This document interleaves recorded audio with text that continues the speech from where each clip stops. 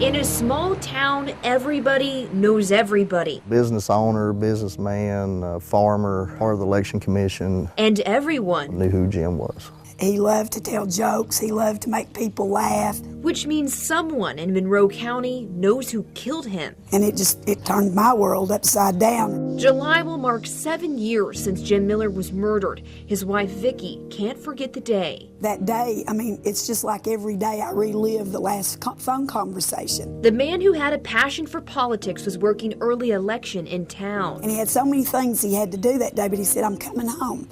I don't feel well. But Jim never came. I kept waiting, I kept calling. I'd called all afternoon, couldn't get a hold of him. On the other side of town, another call went out.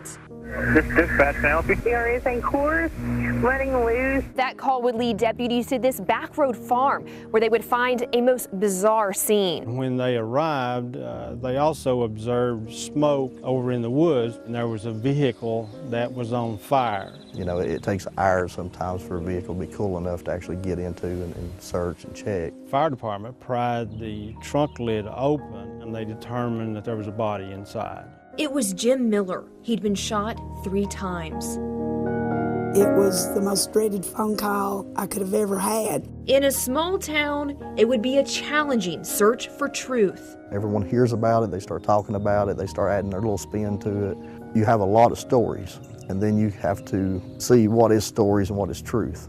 Monroe County Sheriff Tommy Jones was a K-9 sergeant at the time who helped search the area. To this day, investigators believe it may have been robbery motivated, but they know there are deeper connections. Anytime you're in business and politics, you make enemies. In 2012, Jessica Kennedy was convicted for her role in his death.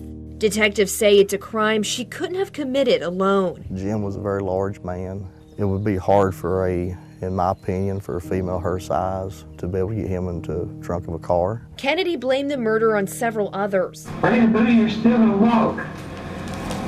Watch. They're gonna walk on this. Prosecutors could never prove those men played a part.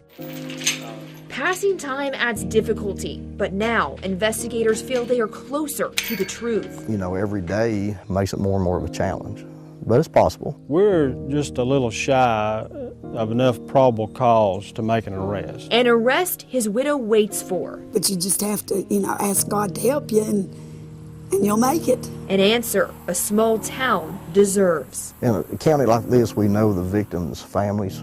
These cases, they weigh on you heavy every day. In Madisonville, Leslie Ackerson, WBIR 10 News.